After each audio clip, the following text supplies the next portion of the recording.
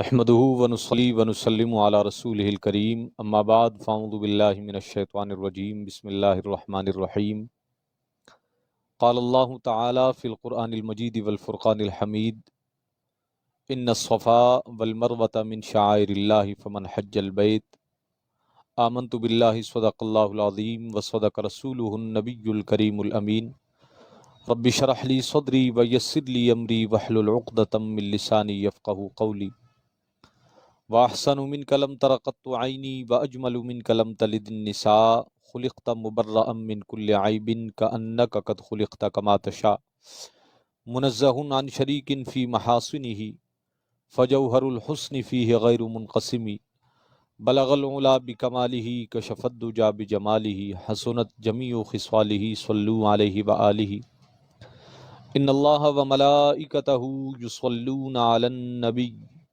یا ایہا الذین آمنوا صلوا علیہ وسلموا تسلیما اللہم صل علی سیدنا و مولانا محمد معدن الجود والکرم منبع العلم والحلم والحکم وعلی آلہ واصحابہ وبارک وسلم صلاۃ و سلاما علیک یا سیدی یا حبیبی یا رسول اللہ۔ حمد و صلات کے بعد تمام تعریفیں اللہ وحدہ لا شریک کے لیے ہیں۔ تمام تر درود و سلام حضور رحمت دو عالم نور مجسم فخر آدم و بنی آدم باعث تخلیق ارض و سما سید العرب والعجم امام الاولین والآخرین انیس الغریبین مراد المشتاقین شمس الضحیٰ بدر الدجا صدر العلا کہف الورا مصباح الظلم سیدی محمد الرسول اللہ صلی اللہ علیہ وسلم کے لیے ہیں۔ سامعین محترم، اللہ رب العزت کا بے پناہ فضل و کرم، اس خالق کائنات کا احسان عظیم کہ اس جل وعلا نے ایک بار پھر ہم سب کو اس مبارک نشست بعنوان درس قرآن، جو کہ بزم عثمان غنی کی جانب سے ایک عظیم کاوش ہے جس کا یہ سلسلہ نمبر 310 ہے، ہم اس میں جمع ہیں اور اسے سماعت کر رہے ہیں۔ دعا ہے کہ اللہ رب العزت ہم سب کی حاضری کو، اس سماعت کو، ہمارے کہنے کو، آپ کے سننے کو اپنی بارگاہ میں قبول و منظور فرمائے۔ اور میں یہ کہتا چلوں کہ درس قرآن کا سلسلہ ہے اور اشاعت دین کا یہ معاملہ ہے، تو ہم میں سے ہر ایک کی ذمہ داری ہے کہ اسے آگے پھیلانے میں، شیئر کرنے میں کوئی کمی نہ کریں، اور اسے بالخصوص اپنے دوست احباب کو، اپنے جاننے والوں کو آگے شیئر کرتے جائیں تاکہ یہ پیغام تمام مسلمانوں تک پہنچے اور ہم سب کے لیے صدقہ جاریہ ہو۔ اور یہاں یہ بات پیش نظر رہنی چاہیے کہ اس امت کے خصائص میں سے آقا دو عالم صلی اللہ علیہ وسلم کی جو امت ہے، اس کی خصوصیات یا اس کے بہترین امت ہونے کی وجہ یہی ہے۔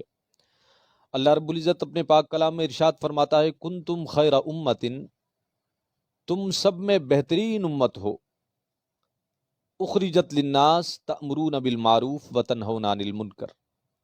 اب یہ جو خیر امم ہمیں کہا گیا، یہ اس لیے نہیں کہ ہماری شکلیں بڑی خوبصورت ہیں یا ہمارے قد و قامت بڑے اچھے ہیں یا ہم بڑے عقل مند اور ذہین لوگ ہیں یا ہم بڑے مطیع و فرما بردار ہیں، بلکہ اس امت کو یہ خاصہ دیا گیا کہ اس میں اللہ رب العزت ایسے لوگ پیدا فرمائے گا جو بلائی کا حکم دیں گے اور برائی سے روکیں گے۔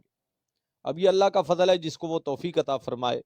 تو وہی کہوں گا کہ ہم اپنی زندگی میں، اپنے شب و روز میں بے شمار فالتو اور ناجائز چیزوں کو آگے شیئر کرتے جاتے ہیں جو ہمارے اعمال میں خرابی کا سبب بنتے ہیں، گناہ کا سبب ہیں۔ تو یہ ایک اچھی چیز ہے اور قرآن و سنت کی تعلیمات ہیں، اسے اپنی ذمہ داری سمجھتے ہوئے آپ آگے زیادہ سے زیادہ پھیلائیں تاکہ یہ پیغام عام ہو سکے اور بحیثیت امت جو ہمارا فریضہ ہے اس کی ادائیگی میں ہمارا حصہ شامل ہو۔ سامعین محترم، ہماری آج کی گفتگو کا موضوع یوم عاشوراء یعنی 10 محرم الحرام کے حوالے سے جو اس کی فضیلت و اہمیت ہے وہ ہے۔ اس سے قبل میں ایک تمہید کے طور پر چند کلمات کہنا چاہوں گا کہ دین اسلام کے اندر نسبتوں کو بڑی اہمیت دی گئی ہے۔ آپ یوں دیکھیے کہ اس دنیا کے اندر روئے زمین پر بے شمار گھر ہیں، بڑی خوبصورت تعمیرات، بڑے بہترین ڈیزائن اور بڑا کمال کا مثالی ان کا اسٹرکچر، اور ان سب کے مقابلے میں ایک گھر وہ ہے جسے ہم بیت اللہ شریف کہتے ہیں، خانہ کعبہ۔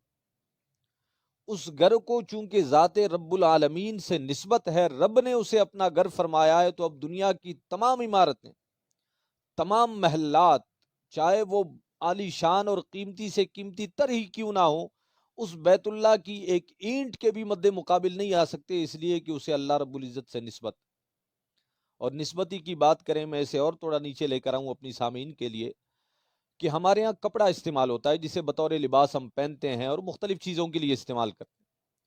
ہر شخص اپنی مالی استطاعت کے مطابق بہتر سے بہتر کپڑا لانے کی کوشش کرتا ہے اور اسے استعمال کرتا ہے، لیکن آپ نے کبھی قیمتی سے قیمتی ترین کپڑے کو بھی، یعنی جس کا 1 میٹر ہزاروں نہیں بلکہ لاکھوں میں ہو، کسی کو اسے چومتے نہیں دیکھا ہوگا۔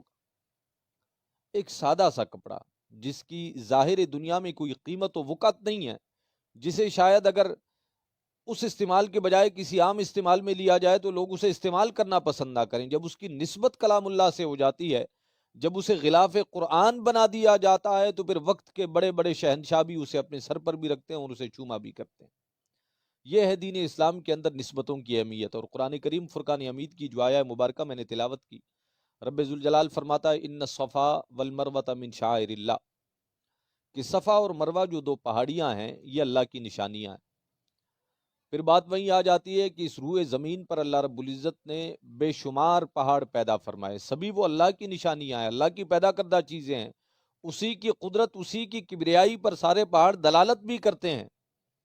ان میں بلند و بالا بھی ہیں، ان میں طویل و عریض بھی ہیں، ان میں قیمتی پتھر بھی ہے، ان میں ہیرے جواہرات بھی نکلتے ہیں، ان میں عجیب و غریب اقسام کے معدنیات بھی ہیں، لیکن ان تمام پہاڑوں کو چھوڑ کر دو سادے سے پہاڑ جن میں ظاہر دنیا کے اعتبار سے کوئی خاص بات نہیں، نہ وہ بہت زیادہ بلند قامت ہیں، نہ ان کا پتھر بہت زیادہ قیمتی ہے، نہ اس میں سونے چاندی کے کوئی معدنیات و ذخائر ہیں، لیکن رب ان پہاڑوں سے متعلق فرماتا ہے کہ ان الصفا والمروہ من شعائر اللہ، اے لوگو سن لو کہ یہ جو دو پہاڑیاں ہیں یہ اللہ کی نشانیاں ہیں۔ یا رب العالمین تیری نشانیاں ہیں، اب ان کا کیا کریں؟ رب فرماتا ہے وَمَن يُعَظِّمْ شَعَائِرَ اللَّهِ، جو اللہ کے نشانیوں کی تعظیم کرے گا، ان کا ادب کرے گا، ان کا احترام کرے گا، اس کا فائدہ یہ ہوگا کہ جو دولت آپ کہیں سے نہیں خرید سکتے، اللہ اس تعظیم کے بدلے آپ کو عطا فرمائے گا، اور وہ ہے دلوں کا تقوی۔ میں اپنے سامعین کے سامنے ایک سوال رکھتا ہوں کہ قرآن کریم فرقان حمید کے اندر جا بجا یہ لفظ آیا اور اللہ رب العزت نے حکم ارشاد فرمایا اتقوا اللہ، اللہ سے ڈرو، ہم سب کو یہ حکم ہے۔ اب یہ ڈرنا بمانہ اللہ سے ڈرنے کی بھی ہے اور بمانہ پرہیزگاری کی بھی ہے۔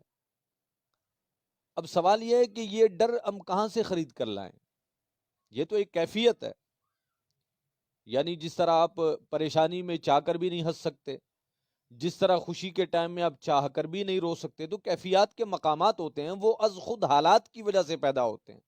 انسان ذاتی طور پر چاہ کر بھی اس کیفیت کو اپنے اوپر طاری نہیں کر پاتا۔ تو اب یہ جو تقوی ہے، بالخصوص دل کا تقوی، ایک تو ہے کہ ظاہر میں ہم اپنے آپ کو بنا سنوار کر رکھتے ہیں، نمازی بن کر، پرہیزگار بن کر، لوگوں کو یہ شو کر کے، انہیں دکھا کر کے میں بڑا متقی اور پارسا آدمی ہوں۔ ایک ہے دل کا تقوی، دل کا خیال، دل کا میلان، دل کا جھکاؤ کس طرف ہے، اللہ رب العزت کی بارگاہ میں ہونا چاہیے، اسے کہا جاتا ہے دل کا تقوی۔ اور رحمت دو عالم صلی اللہ علیہ وسلم نے ایک موقع پر فرمایا کہ اللہ رب العزت تمہاری صورتوں کو نہیں دیکھتا، تمہارے مال و دولت کو بھی نہیں دیکھتا۔ اللہ رب العزت اگر اپنے بندے میں کسی شے کو دیکھتا ہے تو وہ اس کے دل کا تقوی ہے۔ اب یہ تقوی ہم لائیں کہاں سے؟ میں ایک زمانے تک اس پر سوچتا رہا، اس سوال کے جواب کو تلاش کرتا رہا کہ یار میں متقی بننا چاہتا ہوں، مجھے دل کا تقوی ملنا چاہیے، میرا دل ایسا ہو کہ رب کا نام آئے تو وہ خوف سے تر تر کانپے، اللہ کے نافرمانی کی بات ہو تو اسے یاد کر کے میرا بدن جو ہے وہ ایک جگہ ساکت ہو کر بیٹھ جائے کہ کس غضب کو تو دعوت دے رہا ہے، اس رب کی نافرمانی کر رہا ہے جو اتنی بڑی شان و عظمت والا ہے۔ لیکن پھر میرے سامنے وہی سوال آ جاتا تھا کہ یہ کیفیت طاری آخر ہو کیسے؟ پھر میں نے قرآن کریم فرقان حمید کی اس آیہ مبارکہ کو اپنے اساتذہ سے، علماء سے جب سنا کہ وَمَن يُعَظِّمْ شَعَائِرَ اللَّهِ، جو اللہ کے نشانیوں کی تعظیم کرتا ہے اسے اللہ دل کا تقوی عطا فرما دیتا ہے۔ میں نے اپنے اساتذہ سے پوچھا کہ تقوی کیسے حاصل ہو، تو انہوں نے بھی یہی جواب ارشاد فرمایا کہ اللہ کی نشانیاں جو ہیں وہاں جاؤ، حاضر ہو کر اللہ کی عبادت کرو، ان کا ادب کرو، ان کی تعظیم کرو اللہ کے لیے، اس شے کی تعظیم اس لیے ہے کہ وہ اللہ سے منسوب یا اس کے محبوبوں سے منسوب کوئی نشانی ہے. جب تم یہ کرو گے تو اللہ تم پر فضل یہ فرمائے گا کہ تمہارے دل کو نور تقوی سے منور و روشن کر دیا جائے. اب اللہ کی نشانیوں کی طرف جب ہم آتے ہیں تو صفا و مروہ کو اللہ رب العزت نے اپنی نشانی فرمایا. ان الصفا والمروہ من شعائر اللہ، یہ اللہ کی نشانی ہے. اور یہ کوئی کسی عالم کا، کسی مفتی کا، کسی مفسر کا، کسی محدث کا قول نہیں، بلکہ یہ تو کتاب لا ریب کی آیت. تمام مسلمان اس بات پر متفق ہیں کہ قرآن کی آیت پر کسی کو نہ کوئی اختلاف رہا ہے نہ ہو سکتا ہے، اور جو اختلاف و اعتراض کرے گا وہ پھر مسلمان ہی نہیں رہے گا. صفا اور مروہ کو اللہ کی نشانی کیوں کہا گیا؟ باقی تمام پہاڑوں پر انہیں فضیلت کیوں دی گئی؟ بارہا آپ احباب نے سن رکھا ہے کہ سیدنا ابراہیم علیہ نبینا علیہ السلام نے جب اسماعیل علیہ نبینا علیہ السلام اور آپ کی والدہ ماجدہ کو وادی مکہ میں چھوڑا تو پانی کے قلت کی وجہ سے آپ پانی کے تلاش میں نکلی. آپ نے صفا اور مروہ کے 7 چکر لگائے. ان 7 چکروں کے لگانے میں آپ کا صبر، آپ کا توکل، اللہ کی رضا پر آپ کا راضی رہنا، اور اس کے ساتھ پھر پانی کی تلاش میں اپنے بچے کی شدت پیاس کو دیکھ کر دوڑنا، یہ عمل رب کو اتنا پسند آیا کہ رب نے فرمایا یہ پہاڑ میری نشانیاں ہیں. اور صرف پہاڑ نہیں بلکہ یہ عمل جو انہوں نے کیا، اگرچہ انہیں ضرورت تھی لیکن اب صبح قیامت تک، یہاں تک کہ ابراہیم علیہ نبینا علیہ السلام کے بعد جو انبیاء تشریف لائے ان کے لیے بھی، پھر ان انبیاء کے اولیاء، علماء، صلحاء، محدثین، تابعین، صحابہ، ان سب پر رب نے اس عمل کو لازم فرمایا کہ ان کو تم نے اسی طریقے پر چل کر یہ عمل کرنا ہے جو اسماعیل علیہ نبینا علیہ السلام کی والدہ ماجدہ نے کیا. اب اسماعیل علیہ نبینا علیہ السلام کی والدہ ماجدہ رضی اللہ عنہا، آپ کے بارے میں یہ بات تو بالاتفاق ہے کہ آپ نبی یا نہیں ہیں، کیونکہ شریعت کا یہ قاعدہ ہے، ہمارے عقائد میں یہ بات بتائی اور پڑھائی جاتی ہے کہ نبی عورت نہیں ہو سکتی، نبی ہمیشہ مرد ہی ہوگا. اللہ جسے مبعوث فرمائے گا وہ مردوں میں سے ہوگا، وہ عورتوں میں سے نہیں ہوگا. اچھا، اگر آپ نبی یا نہیں ہیں تو پھر آپ کا مقام و مرتبہ کیا ہوگا؟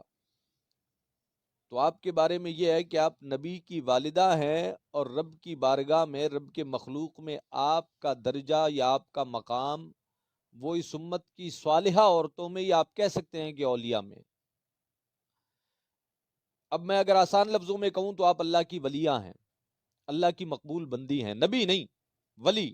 نبی سے نچلا درجہ جو کسی نبی کا امتی ہے. ایک ولیہ کی شان یہ ہے کہ اس کے کسی خاص جگہ پر قدم لگیں اللہ اسے اپنی نشانی فرماتا ہے. کسی شے کو اس سے نسبت ہو جائے تو اللہ اس شے کو عزت عطا فرما دیتا ہے. آپ دیکھیے یہ کیا کم عزت ہے کہ اللہ نے صفا و مروہ کا قرآن کریم فرقان حمید کے اندر ذکر فرمایا. اور یہ کیا کم اعزاز کی بات ہے کہ کتا ہمارے ہاں کیا ہوتا ہے، کوئی اس کی حیثیت و وقت نہیں ہے، لیکن کیا وجہ ایسی ہوئی کہ ایک کتے کا اللہ رب العزت نے اپنے پاک کلام میں ذکر فرمایا، اور ذکر بھی عزت سے فرمایا. اسے اپنے کلام کا موضوع بنایا کس نے؟ رب العالمین نے، جو تمام جہانوں کا پالنے والا ہے. اس کے مقابلے بڑے بڑے لوگ، بڑے بڑے عقل مند، بڑے بڑے دانا گزرے، ان کا تو ذکر کہیں نہیں آیا. تو اس کتے میں یا اس پہاڑ میں جو وصف مشترک ہے وہ یہ ہے کہ کسی اللہ والے سے انہیں نسبت. اسی طرح جو ہے ہمارے ہاں اولیاء اکرام کے مزارات مبارکہ، ان سے متعلق تو علماء نے باقاعدہ یہ لکھا کہ جی صفا و مروہ پر تو صرف ایک دفعہ قدم لگے تھے، وہ اللہ کی نشانی قرار پائی. قدم بھی ولیہ کے لگے ہیں. اصحاب کہف کا کتا اگر مقام پا گیا تو اس کی اللہ کے ولیوں ہی سے نسبت ہے. اصحاب کہف جن کا ذکر قرآن پاک نے کیا ہے وہ بھی انبیاء نہیں ہیں، اولیاء ہیں اس امت کے. اسی طرح جو ہے مقام ابراہیم، رب فرماتا ہے وَاتَّخَذُوا مِن مَّقَامِ إِبْرَاهِيمَ مُصَلًّى. مقام ابراہیم کیا ہے؟ وہ بھی ایک پتھر ہے، اور کوئی ہیرے کا پتھر نہیں ہے، کوئی قیمتی اور معدنیات میں سے نہیں ہے، وہ ایک عام سا پتھر ہے. بس اس پتھر کی عظمت تب بلند ہوتی ہے جب اس پر ابراہیم علیہ نبینا علیہ السلام کے قدمین شریفین لگتے ہیں. رب فرماتا ہے اب اسے میرے گھر میں لا کر رکھو، اور صرف رکھو نہیں بلکہ صبح قیامت تک جو بھی میرے گھر کی زیارت کو آئے گا، حج و طواف کو آئے گا، اس کو حکم یہ ہے کہ وَاتَّخَذُوا مِن مَّقَامِ إِبْرَاهِيمَ مُصَلًّى، وہ مقام ابراہیم کے پاس آ کر نماز پڑھے. نماز رب کی ہے، رب کی عبادت ہر جگہ ہو سکتی ہے، لیکن جو مقام قبولیت اس عبادت کو مقام ابراہیم پر ملے گی وہ کہیں اور نہیں مل سکتی. تو یہ ہے دین اسلام میں نسبت کی اہمیت۔ اب آتے ہیں یوم عاشور کی طرف۔ اس دن کی اتنی فضیلت کیوں ہے؟ سیدنا عبداللہ ابن عباس رضی اللہ عنہ فرماتے ہیں کہ رحمت دو عالم صلی اللہ علیہ وسلم کو ماہ رمضان المبارک کے بعد میں نے کسی بھی نفلی روزے کا اتنا اہتمام کرتے نہیں دیکھا جتنا یوم عاشور کا دیکھا۔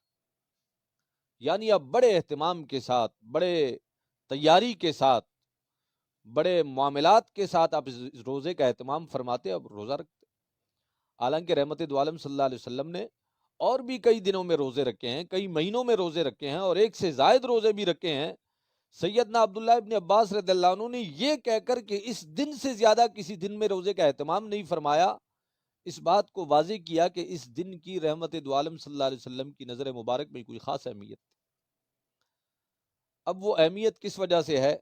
ہم جس زمانے میں ہیں اور جن حالات میں، جس معاشرے سے ہم گزر رہے ہیں، ہماری معلومات اس بارے میں زیادہ تر یہ ہوتی ہیں کہ چونکہ امام عالی مقام سیدنا امام حسین رضی اللہ عنہ کی شہادت مبارکہ کا یہ دن ہے تو اسے یہ عظمت و فضیلت حاصل۔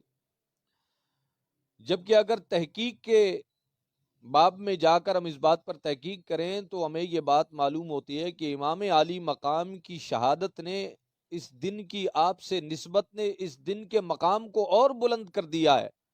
لیکن اس دن کا مقام و مرتبہ، اس کی فضیلت و اہمیت اس سے قبل بھی موجود تھی، اور وہ کن باتوں کی وجہ سے؟ علماء نے لکھا کہ اللہ رب العزت نے جب اس کائنات کو تخلیق فرمانے کا ارادہ فرمایا تو زمین و آسمان، قلم و کرسی کو جس دن پیدا فرمایا وہ یوم عاشور کا دن تھا۔ اللہ رب العزت نے جس دن اپنے نبی سیدنا آدم علیہ نبینا علیہ السلام کی توبہ قبول فرمائی وہ دن بھی یوم عاشور ہی کا دن تھا۔ قوم لوط پر جب عذاب آیا اور قوم نوح پر جب عذاب آیا طوفان نوح کی صورت میں، اور نوح علیہ نبینا علیہ السلام مومنین کے ساتھ کشتی میں سوار ہوئے، وہ کشتی جس دن جودی پہاڑ پر آ کر کنارے سے لگی اور اس طوفانی عذاب سے نجات ملی اور وہ راحت میں آ گئے، وہ دن بھی یوم عاشور ہی کا دن۔ اور بالخصوص جس دن کا ذکر یا جس واقعے کا ذکر اس دن کی اہمیت کے حوالے سے زیادہ ملتا ہے تاریخ میں، وہ ہے سیدنا موسیٰ علیہ نبینا علیہ السلام اور آپ کی قوم کا فرعون سے نجات پانے کا دن۔ موسیٰ علیہ نبینا علیہ السلام اور آپ کی قوم کا واقعہ آپ نے بارہا سنا ہوگا، میں بس اسے اشارتاً ذکر کر کے اپنی گفتگو کو آگے بڑھاؤں گا کہ سیدنا موسیٰ علیہ نبینا علیہ السلام نے فرعون کے دربار میں جا کر تبلیغ کی، لیکن فرعون تو وہ تھا جو خود کو خدا کہہ بیٹھا تھا معاذ اللہ، اور لوگوں کو کہتا تھا کہ میری عبادت کرو، میں تمہارا خدا ہوں۔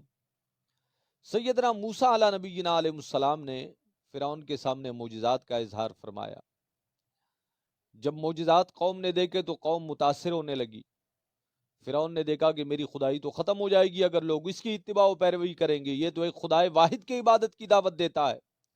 اگرچہ یہ بات فرعون بھی جانتا تھا کہ میں باطل پر ہوں، لیکن دولت و طاقت کے نشے میں وہ ایسا سرمست اور سرکش ہو گیا تھا کہ معاذ اللہ اس نے اپنی طاقت کے نشے میں آ کر خدا سے بغاوت کا اعلان کر دیا تھا، ثم معاذ اللہ۔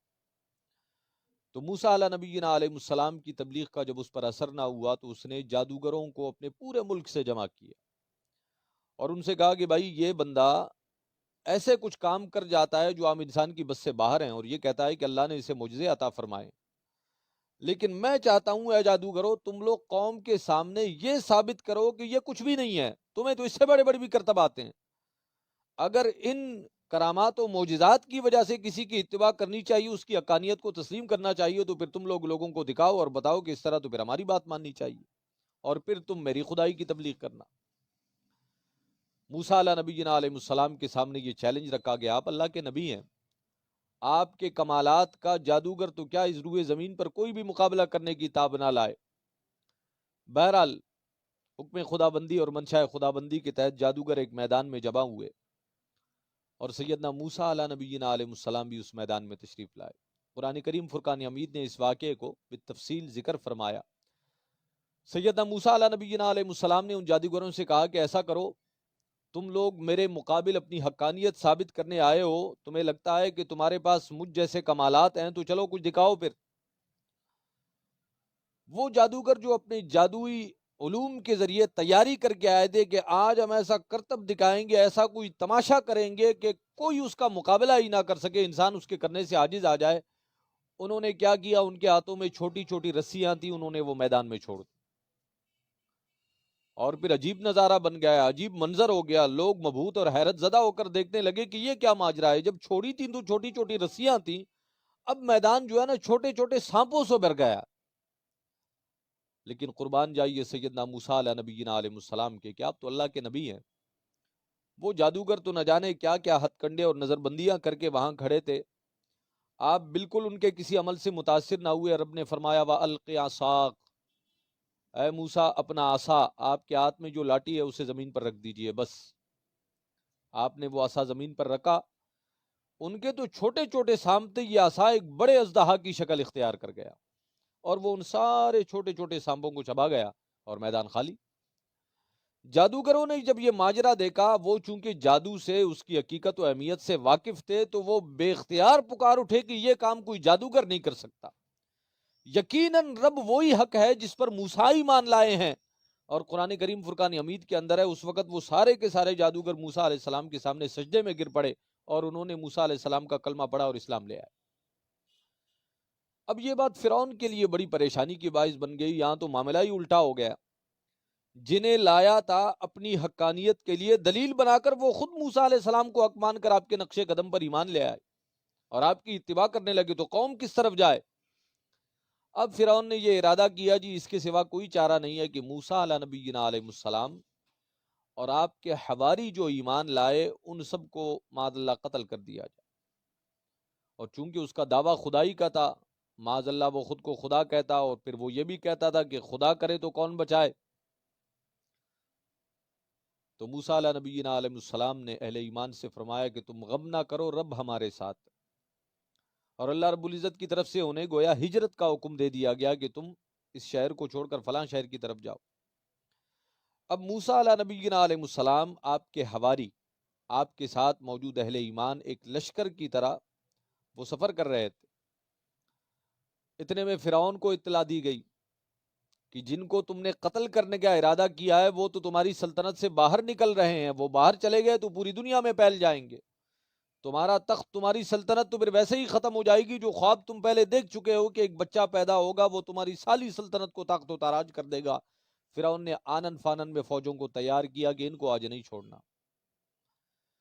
اب فرعون ہے، اس کی طاقتور فوج ہے، اسلحہ و ساز و سامان سے لیس ہے، ویل ٹرینڈ لوگ ہیں، بہترین سواریاں ہیں، اور ان کے مقابلے میں سیدنا موسیٰ علیہ نبینا علیہ السلام کے ساتھ جو لوگ ہیں وہ نہ جنگی تربیت یافتہ ہیں، نہ ان کے پاس بہترین سواریاں ہیں، نہ کوئی بہترین اسلحہ ہے، کچھ بھی نہیں۔ اگر ان کے پاس کوئی شے ہے تو وہ اللہ کی مدد۔ ایک موقع ایسا آیا کہ سامنے ایک طویل و عریض دریا ہے اور پیچھے لشکر فرعون۔ اس وقت قوم کی ہمت جواب دینے لگی، کہنے لگی اب تو ہم پکڑے گئے۔ موسیٰ علیہ السلام نے پھر فرمایا غم نہ کرو، رب ہمارے ساتھ ہے۔ پھر آپ نے اپنا عصا مبارک جو ہے وہ دریا پر مارا، تو دریا میں ایک بڑا وسیع راستہ کھل گیا اور پانی دونوں طرف سمٹ کر چلا گیا۔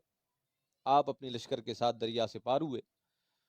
فرعون نے کہا کہ یہ راستہ تو اصل میں دریا نے میرے لیے کھولا، یہ گزرے ہیں، اب دیکھو میں کیسے گزرتا ہوں، یہ بچ کر جائیں گے کہاں؟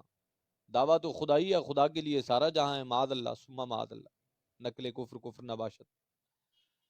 جب موسیٰ علیہ نبینا علیہ السلام اور آپ کے حواری اس دریا کے دوسرے پار پہنچ گئے تو فرعون داخل ہو کر وسط دریا میں تھا، یعنی وہ اور اس کا لشکر دریا کے درمیان آ چکے تھے۔ اس وقت اللہ رب العزت کے حکم سے پانی دوبارہ برابر ہو گیا۔ وہ پانی جو سمٹ کر سائیڈوں پر چلا گیا تھا اور درمیان میں راستہ آ گیا تھا، وہ پانی دوبارہ برابر ہوا اور فرعون اور اس کا لشکر پانی میں ڈوبنے لگا۔ اور پھر فرعون کو اللہ رب العزت نے نشان عبرت بنایا۔ تو جس دن موسیٰ علیہ نبینا علیہ السلام اور آپ کی قوم کو اللہ رب العزت نے فرعون سے نجات دی، وہ دن بھی یوم عاشورہ کا تھا۔ جس دن ابراہیم علیہ نبینا علیہ السلام کو اللہ رب العزت نے نار نمرود سے نجات عطا فرمائی۔ اب یہ واقعہ بھی تفصیل طلب ہے، اگر میں اس میں جاؤں تو آپ بارہا سنتے ہیں، میں بس واقعے کا نام ذکر کر کے آگے بڑھتا ہوں۔ یہ دن بھی یوم عاشورہ کا دن تھا۔ اب آئیے دور اسلام کی طرف۔ رحمت دو عالم صلی اللہ علیہ وسلم نے تو عاشورہ کے دن کا روزہ رکھا اور اس کا خصوصی اہتمام فرمایا، لیکن مکہ مکرمہ سے مدینہ طیبہ کی طرف ہجرت کے بعد جب آپ مدینہ طیبہ تشریف لائے تو وہاں اہل اسلام نے آ کر بتایا یا رسول اللہ صلی اللہ علیہ وسلم یہود یوم عاشورہ کا روزہ رکھتے ہیں۔ اچھا، اب تک روزہ رحمت دو عالم صلی اللہ علیہ وسلم تو رکھتے تھے، لیکن عام مسلمانوں کو اس کا حکم نہیں دیا گیا۔ مسلمانوں نے دیکھا کہ یہود بھی ہماری طرح روزہ رکھ رہے ہیں۔ اچھا، یہ اس وقت کی بات ہے جب روزے کے رمضان کے روزوں کی فرضیت بھی نہ ہوئی تھی۔ اس واقعے کے بعد کہ مسلمانوں نے جب یہود کو یہ عمل کرتے دیکھا تو رحمت دو عالم صلی اللہ علیہ وسلم کی بارگاہ میں حاضر ہوئے، یا رسول اللہ یہود روزہ رکھتے ہیں، اور وہ کہتے ہیں کہ اس دن موسیٰ علیہ نبینا علیہ السلام کو فرعون سے نجات ملی تو آپ نے شکرانے کا روزہ رکھا، اور چونکہ ہم خود کو قوم موسیٰ کہتے ہیں، ان سے محبت کا دم برتے ہیں، ان کے اتباع کی بات کرتے ہیں، تو ہم اس شکرانے کے روزے کو آج بھی رکھتے ہیں۔ تو رحمت دو عالم صلی اللہ علیہ وسلم نے فرمایا یہود سے کہ تم سے زیادہ ہم موسیٰ علیہ السلام کے قریب ہیں اور اس بات کے حقدار ہیں کہ ہم روزہ رکھیں۔ پھر رحمت دو عالم صلی اللہ علیہ وسلم نے مسلمانوں کو حکم فرمایا کہ تم بھی یوم عاشورہ کا روزہ رکھو، لیکن یہود کی مخالفت کرتے ہوئے، یعنی وہ صرف 10 کا رکھتے ہیں، تم انہیں 2 کر دو، ایک کے بجائے 2 روزے رکھو، یا 9 اور 10 یا 10 اور 11۔ بعض روایات سے ہمیں یہ پتہ لگتا ہے کہ فرضیت روزہ سے قبل، یعنی اب تک رمضان کے روزوں کی فرضیت سے متعلق اللہ رب العزت کا حکم نازل نہ ہوا تھا، تو یوم عاشورہ کہ یہ جو 2 روزے ہیں یہ فرض کیے گئے تھے امت پر۔ پھر رمضان کے روزوں کا جب حکم آیا تو پھر اس کی فرضی حیثیت ختم کر کے اسے سنت اور مستحب میں رکھ دیا گیا۔ تو میں کہہ رہا تھا کہ رحمت دو عالم صلی اللہ علیہ وسلم نے یہود کو یہ روزہ رکھتے دیکھ کر اپنی امت سے فرمایا کہ موسیٰ سے محبت ہمارا زیادہ حق ہے، ہم دین میں ان سے قریب ہیں، وہ اللہ کے نبی ہیں۔ یہود نے تو ان کی اتباع نہ کی بلکہ ان کی تکذیب کی اور ان کے کلام میں تحریف کی، جو کلام ان پر نازل کیا گیا تھا۔ تو ہم یوم عاشور کا روزہ رکھیں گے۔ آخری بات جو یوم عاشور سے متعلق ہمارے ہاں سنی سنائی جاتی ہے وہ ہے شہادت امام علی مقام رضی اللہ عنہ۔ امام علی مقام کی شہادت اور آپ کی شہادت کے واقعات اس ماہ مبارک کے اندر بالخصوص بیان ہوتے ہیں۔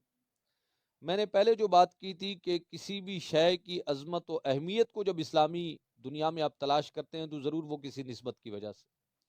اس دن کو اتنی ساری نسبتیں تھیں تو پہلے بھی روزہ رکھا جاتا تھا، پھر اس دن کو امام علی مقام سے بھی نسبت ہو گئی تو روزے کا حکم اور بھی ہمارے لیے مضبوط ہو جاتا ہے۔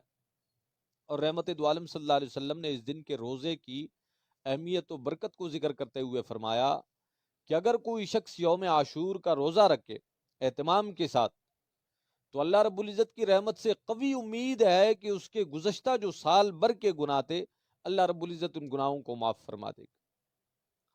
امام علی مقام کا ذکر مبارک آیا ہے تو آپ کی شان میں کچھ منقبت کے الفاظ بھی میں کہتا چلوں کہ امام علی مقام نے حق کی سربلندی کے لیے اپنا اور اپنی خاندان، اپنے رفقا کی جانوں کا نذرانہ پیش فرمایا، حق کی سربلندی کے لیے، دین اسلام کی سربلندی کے لیے۔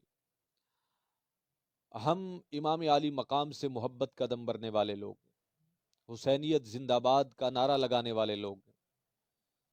آیا ہم سیرت امام علی مقام پر کس قدر عمل پیرا ہیں؟ آپ ذرا اس بات میں غور کیجئے، اب تک اگر آپ نے نہیں سوچا تو اب سوچئے۔ امام علی مقام نے یزید کے کیریکٹر میں جو خامیاں تھیں، یعنی اس فعل سے قبل تو یزید خود کو مسلمان بھی کہتا تھا اور دعویٰ ایمان و اسلام بھی تھا، وہ سارے اعمال کرتا ہوگا جو مسلمانوں والے ہیں، یعنی ایسا نہیں تھا کہ امام علی مقام نے فرمایا کہ یہ غیر مسلم ہے ریاضہ اس کی خلافت کو، اس کی حکومت کو یا اس کی شخصیت کو تسلیم نہیں کیا جائے گا، بلکہ وہ مسلمان تھا۔ اس کے باوجود امام علی مقام نے کہا کہ ایسے کیریکٹر کا شخص ہوگا تو اس کی ہماری نظر میں کوئی اہمیت نہیں، ہم اسے نہیں مانتے، ہم اسے رد کرتے ہیں۔ اگر وہ خود کو مسلمان کہتا ہے تو پھر وہ حسینی کردار اپنے اندر لے کر آئے، جیسے ہم ہیں ویسا بن کر دکھائے، اس لیے کہ ہم نے رحمت دو عالم صلی اللہ علیہ وسلم کی گود مبارک میں پرورش پائی ہے۔ ہم سے زیادہ کون بہتر جانتا ہے کہ دین کیا ہے اور نجات کس میں ہے؟ ہم تو وہ ہیں کہ جن سے متعلق رحمت دو عالم صلی اللہ علیہ وسلم نے فرمایا اہل بیتی کسفینۃ نوح، میری اہل بیت وہ سفینہ نوح کے مانند ہیں۔ اب یزید کے کریکٹر میں خرابیاں کیا ہیں؟ یعنی اگر آپ یوں کہے کہ 2 لوگوں کی نظریاتی جنگ تھی، یہ ایک طرف امام علی مقام اور آپ کا نظریہ، دوسری طرف یزید اور اس کا نظریہ۔ یزید اور اس کا نظریہ کیا ہے؟ وہ کہتا ہے کہ بادشاہت اگر مل جائے تو اس کے لیے ضروری نہیں ہے کہ آپ کے اندر کوئی بہت زیادہ اچھے اوصاف ہونے چاہیے، بلکہ آپ شراب پیتے ہوں تب بھی چلے گا، آپ ناچ گانا دیکھتے ہوں، آپ نماز نہ پڑھتے ہوں، آپ جھوٹ بولتے ہوں، آپ غیبت کرتے ہوں، آپ چغلی کرتے ہوں، کوئی بات نہیں، ساری چیزیں ٹھیک ہیں، چلنے دو۔ کلمہ پڑھ لیا نا ہم نے. یہ ہے نظریہ یزید. اور اس کے مقابل امام علی مقام فرماتے ہیں کہ ایک مسلمان جو خود کو مسلمان کہتا ہے اور پھر مسلمانوں کا ذمہ دار بننا چاہتا ہے، اسے شرابی نہیں ہونا چاہیے، اسے زانی نہیں ہونا چاہیے، اس کی زبان پر اللہ کی نافرمانی کا کلام یعنی جھوٹ، غیبت، چغلی نہیں آنی چاہیے، اس کی آنکھیں اللہ کی منع کردہ اشیاء یعنی بے حیائی، رقص و سرور، ہمارے زمانے میں آپ کہہ سکتے ہیں کہ ٹی وی ڈرامے، ناچ گانے، یہ ساری چیزیں اس میں نہیں ہونی چاہیے. امام علی مقام فرماتے ہیں جس کی کیریکٹر میں یہ چیزیں ہوں گی وہ ہم میں سے نہیں ہیں بلکہ وہ ان میں سے ہیں جن سے ہم نے جنگیں لڑی ہیں. اب سوال میرا مجھ سے ہے، آپ کا خود سے ہونا چاہیے کہ آج ہم کس کے نظریے پر چل رہے ہیں؟ آیا امام علی مقام کے نظریے پر؟ ہم راتوں میں اٹھ کر اللہ کے حضور سجدے کرتے ہیں، ہم صبح اٹھ کر اللہ کے حضور سرب سجود ہو کر پھر اس کی کلام کا تلاوت کرتے ہیں، ہم جو ہے دن رات دنیا اور اس میں جو چیزیں ہیں ان کی محبت کو ایک طرف رکھ کر اللہ اور اس کے رسول کی محبت میں دین اسلام کی سربلندی کے لیے کوشش کرتے ہیں. اگر ہم ایسا کرتے ہیں تو پھر ہم کہہ سکتے ہیں کہ ہم نظریہ امام علی مقام پر ہیں اور ہم آپ کے نقش قدم پر چل رہے ہیں. لیکن اگر ہم ایسے نہیں ہیں تو پھر دوسرا طریقہ یہ ہوگا کہ رات کے 2-2:30 بجے تک ہم نے مختلف ذرائع کے ذریعے، جس طرح ہمارے ہاں ذرائع مواصلات، سوشل میڈیا، انٹرنیٹ وغیرہ ہے، اس پر ہم نے رات کے 2-2:30 بجے تک ناچ گانا دیکھا. تو یزید کے زمانے میں یہ نہیں تھا تو وہ محفل سجا لیا کرتا تھا، ہمارے لیے آسان کر دیا گیا، ہم بیٹھ کر وہی دیکھ رہے ہیں. اور پھر رات کے 2-2:30-3 بجے جب ہم سوئے تو جس وقت اٹھ کر رب کو سجدہ کرنا تھا، شکر ادا کرنا تھا کہ رب نے زندگی کا ایک اور دن عطا فرمایا، ہم اس وقت سوتے رہے. جب صبح اٹھے تو زبان پر کلام الہی کا ایک لفظ بھی نہ آیا. جب گھر سے باہر نکلے تو اللہ، اس کا رسول، اس کے احکام، اسلام کی سربلندی، ایک مسلمان کی اہمیت و شخصیت، ایک اسلامی معاشرہ، اس بارے میں ہم نے کچھ نہیں سوچا. ہمیں بس پیسہ چاہیے. اور پیسہ کیوں چاہیے جی؟ آج تک آپ نے دیکھا ہے کیا جس کے پاس کروڑوں روپے ہیں وہ سونے کی روٹی کھاتا ہے؟ وہ بھی تو گندم کی روٹی ہی کھا رہا ہے. پیسہ انسان کو کثرت سے جب چاہیے ہوتا ہے جب اس کی خواہشات بڑھ جائیں. اس نے عیش و عشرت کی زندگی گزارنی ہے، اسے آخرت سے تو مطلب ہی نہیں ہے نا.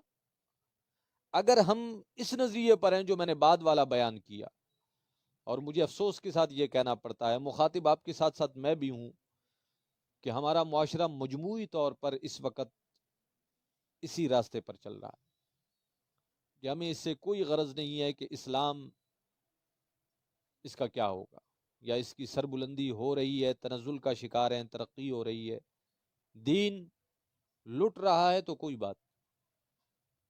ہونا کیا چاہیے؟ بس میری زندگی عیش والی گزرنی چاہیے، مجھے پیسہ اچھا ملنا چاہیے، میرے پاس فون اچھا ہونا چاہیے، میرے بچے جو ہے نا عالی شان اسکولوں میں پڑھنے چاہیے، تاکہ میری واہ واہ ہو کہ کیا بات ہے جی، بڑی فیسیں دی ہیں ہم نے. لوگوں کو راضی کرنا ہے، اللہ کی رضا کی کوئی پرواہ نہیں. یعنی جسے راضی کرنا تھا اسے ناراض کر دو. جن کی رضا کا کوئی نہ دنیا میں فائدہ نہ آخرت میں، انہیں راضی کرنے کے لیے اپنی ساری زندگی وقف کر دی. امام علی مقام نے اس وقت پوری سلطنت کو ناراض کیا صرف اس لیے کہ اللہ راضی ہو. شاہ احمد دورانی صاحب علیہ رحمہ کی ایک تقریر کے چند الفاظ میں آپ احباب کے سامنے پیش کروں. آپ فرماتے ہیں کہ امام علی مقام اگر چاہتے تو آپ مسجد نبوی کے سامنے تشریف فرما ہو جاتے. آپ سے بڑی گدی کس کی ہے؟ آپ تو رسول اللہ کی اولاد ہیں. آپ سے بڑا پیر خانہ کس کا ہو سکتا تھا؟ لوگ آتے عقیدت مند، آپ کے ہاتھ چومتے، آپ کو نذرانے دیتے، بلکہ آپ کا تو حق اس امت پر اللہ رب العزت نے لازم کر دیا ہے.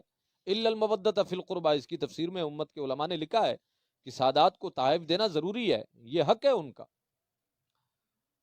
آپ نہ نکلتے، آپ بھی ایک پرسکون اور خوشحال زندگی گزارتے جس کی ہم تمنا کر رہے ہیں. لیکن آپ نے نکل کر ہمیں یہ بتایا کہ یہ عیش و عشرت 4 دن کی ہے، یہ چاندنی فقط 4 دن کی ہے. آج میں اور آپ بیٹھے ہیں، آپ آج کے بارے میں مت سوچیے. یار انسان کی ذہنیت یہ ہوتی ہے کہ ہم مستقبل کے بارے میں سوچتے ہیں نا. آپ مستقبل 20 سال کے بعد کا مت سوچیے، آپ 100 سال کے بعد کا سوچیے. 100 سال بعد آپ نے کہاں ہونا ہے، اور 100 سال کے بعد آپ نے جس گھر میں رہنا ہے اس گھر کی آج سے تیاری کیجیے. اور جو مستقبل کی فکر نہ کرے، دنیاوی اعتبار سے بھی ہم کہتے ہیں کہ اس سے بڑا بے وقوف آدمی کوئی نہیں ہے. تو یوم عاشور کی فضیلت امام علی مقام کی ذات سے اور بلند ہو جاتی ہے، اور اس کی فضیلت اس سے قبل بھی ہے۔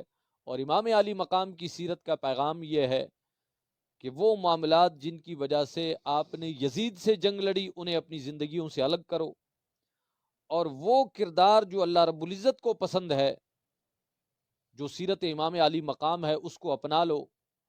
تو اگرچہ دنیا تمہارے پاس نہ ہو، دنیا میں لوگ تمہیں ناکام کہیں، لیکن امام علی مقام کے نقش قدم پر چلو گے تو رہتی دنیا تک تم بھی اور تمہارا نام بھی زندہ رہے گا، اور اللہ اور اس کے رسول کو راضی کرنے میں بھی کامیاب ہو جاؤ گے۔ اگر اس کے برعکس تم نے دنیا کو سب کچھ سمجھ کر یزید کی طرح اسی کو سینے سے چمٹا لیا، تو پھر نہ دنیا میں کچھ تمہارا رہے گا، دنیا میں بھی لعنت و ملامت کے مستحق ہو جاؤ گے، آخرت میں تو ویسے ہی تباہی کے سوا کچھ مقدر نہ آئے گا۔ دعا ہے اللہ رب العزت ہمیں عمل کی توفیق عطا فرمائے۔ وما علینا الا البلاغ المبین۔